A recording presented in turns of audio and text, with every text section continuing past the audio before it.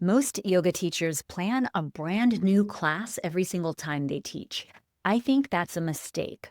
I think you should teach the same class for an entire month or longer, and I am going to tell you exactly why. I'm Sage Rountree. I've been training and mentoring yoga teachers for more than 20 years, and this is one of the most counterintuitive things I teach. It's also one of the things my graduates tell me changed their teaching the most. I call it the greatest hits lesson plan. If you're exploring what it takes to become a great yoga teacher, I have a free mini course called Find Your Teaching Voice, link in the description. It covers some of the same principles I'm about to share. Here we go. Let me make the case. Here's what happens when you plan a brand new class for every session. You spend an enormous amount of time lesson planning. You walk into the room with material you have never delivered before. You're essentially giving yourself and your students a first draft every single time. Why would you give yourself only a first draft of every single class you teach? Think about it from any other angle. A musician doesn't perform a song once and then never play it again. A chef doesn't make a dish once and then throw out the recipe.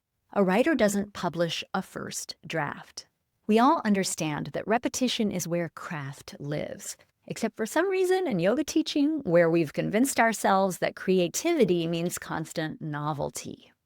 When you teach the same class for a month or more, something remarkable happens. Your cues get sharper.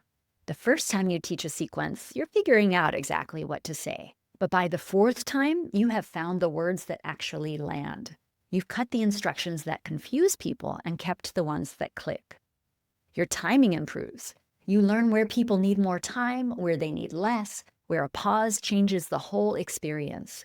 You can't learn this from a script. You learn it from repetition. You start seeing your students. When you're not scrambling to remember what comes next, you can actually look at the room. You notice who's struggling. You notice who's ready for more. You're present in a way that's impossible when your brain is stuck in the lesson plan.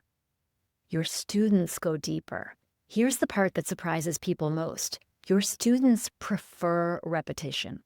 When they already know the sequence, they stop thinking about what's next and start actually practicing. They go deeper into poses. They notice more in their bodies. The familiar container gives them freedom to explore. Here's how I teach it. Design one class. Teach it for 4 weeks. Each week, refine it based on what you observed. After a month, you'll have a polished class that you know works. It's a hit. Then design your next class. Teach that one for a month. Polish it. Now you have 2 hits. Over time, you build a library of classes you have actually refined, a full catalog of greatest hits. When you need to sub, when you pick up a new time slot, when someone asks you to teach at a special event, you're not starting from zero. You're pulling from a collection of material you have tested and polished.